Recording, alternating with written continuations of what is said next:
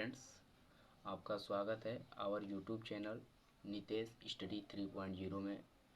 कहते हैं ना कि लहरों से डरकर नैया कभी पार नहीं होती, कोशिश करने वाले की कभी हार नहीं होती।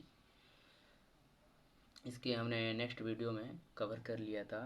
क्या मापन क्या होता है इसके बारे में हमने पढ़ लिया था। मापन यंत्र क्या होता है, मापन की विधियाँ जो डायरेक्ट मेथड और इनडायरेक्ट मेथड हमने कवर कर लिया था।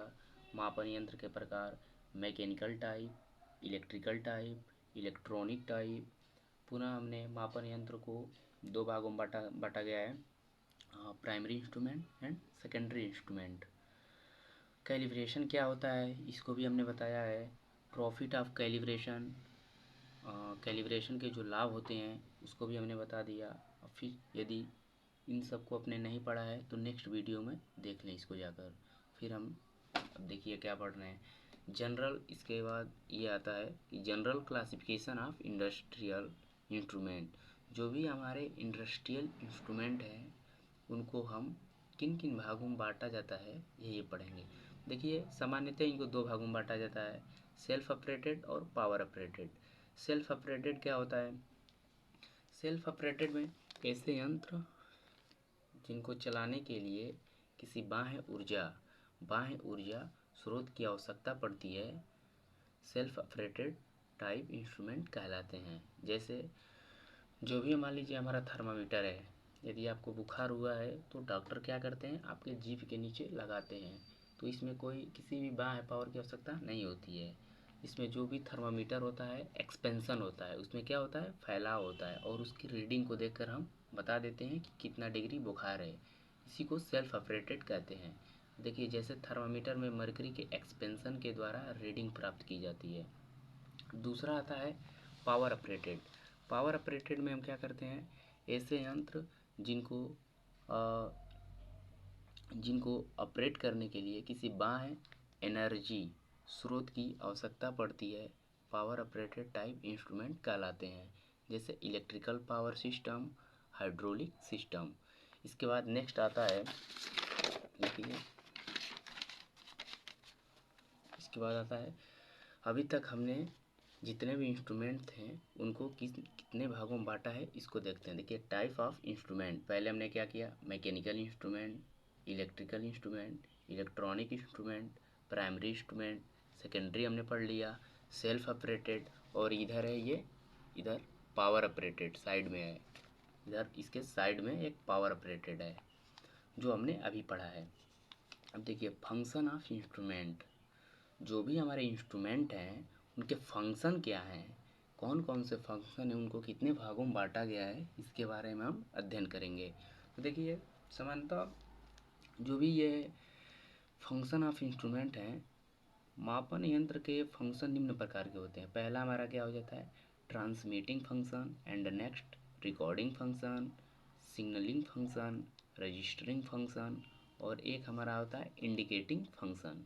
इसके बाद आता है, पहला हमारा क्या है, ट्रांसमिटिंग फंक्शन के बारे में हम जानेंगे। तो देखिए ट्रांसमिटिंग फंक्शन क्या होता है, इन फंक्शन का प्रयोग किसी इंस्ट्रूमेंट को एक व्यक्ति अथवा स्थान से किसी अन्य व्यक्ति अथवा स्थान तक भेजने के लिए किया जाता है। जो भी हमारा ट्रांस मतलब क्या होता है, ट्रांस मतलब एक जगह से दूसरे जगह ले जाना।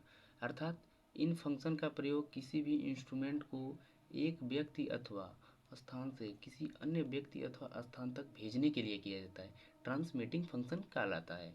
दूसरा क्या है, रिकॉर्डिंग फंक्शन। रिकॉर्डिंग फंक्शन क्या होता है, इन यंत्रों का प्रयोग समय के साथ किसी चर राशि के रिकॉर्ड करने के लिए किया जाता है। मतलब मान लीजिए कोई भी यंत्र है, उसका मतलब जो चर मान में मतलब उसके जो परिवर्तन हो रहा है उसको रिकॉर्ड करने के लिए हम रिकॉर्डिंग फंक्शन का प्रयोग करते हैं। अब इसके बाद नेक्स्ट आता है हमारा सिग्नलिंग फंक्शन। सिग्नलिंग फंक्शन क्या होता है, इनका प्रयोग किसी कांस्टेंट वैल्यू को प्रदर्शित करने के लिए किया जाता है। चौथा होता है रजिस्टरिंग फंक्शन। इन फंक्शन की सहायता से राशियों के मापन को नंबर से व्यक्त करने के लिए करते हैं, जो भी नंबर से व्यक्त करने के लिए करते हैं। इंडिकेटिंग फंक्शन क्या होता है, इनका प्रयोग इंस्ट्रूमेंट के मान को अंशों में व्यक्त करने के लिए किया जाता है। इस प्रकार के इंस्ट्रूमेंट में कई प्रकार के कैलिब्रेशन स्केल समाहित होते हैं। कैरेक्टरिस्टिक्स ऑफ इंस्ट्रूमेंट, जो हम अब आगे देखते हैं। देखिए, ये हमारा ग्राफ है। अभी तक हमने जो भी हमारा इंस्ट्रूमेंट है उसको कितने भागों में बांटा गया है, कैसे बांटा गया है, उसको हम सब दिखा रहे हैं। देखिए, पहला हमारा कैरेक्टरिस्टिक्स ऑफ इंस्ट्रूमेंट को दो भागों में हमने बांट दिया। कौन कौन सा? Dynamic characteristic, static characteristic. Dynamic characteristics को कितने भागों में बांटा गया है? दो, डिजायरेबल और अनडिजायरेबल। ओके, नेक्स्ट देखिए, डिजायरेबल को फिर दो भागों में हमने बांट दिया, स्पीड ऑफ रिस्पॉन्स और फिडेलिटी। फिर अनडिजायरेबल को दो भागों में बांट दिया, लॉग और डायनेमिक एरर। फिर स्टैटिक कैरेक्टरिस्टिक्स को इसी प्रकार हमने बांट दिया है, डिजायरेबल और अनडिजायरेबल। फिर उसके बाद डिजायरेबल को हमने चार भागों में बांट दिया, एक्यूरेसी, रिप्रोड्यूसिबिलिटी, प्रिसीजन और सेंसिटिविटी। और अनडिजायरेबल को हमने तीन भागों में बांटा गया है, स्टैटिक एरर, डेड जोन और ड्रिफ्ट। अब हम नेक्स्ट वीडियो में, यह वीडियो बहुत लंबा हो जाएगा, इसके कारण हम इसको नेक्स्ट वीडियो में बताएंगे कि डायनेमिक कैरेक्टरिस्टिक्स क्या होती है, स्टैटिक कैरेक्टरिस्टिक्स क्या होती है। इन सब के बारे में हम क्लियरली पता कर लेंगे कौन क्या होता है। चलिए, ओके।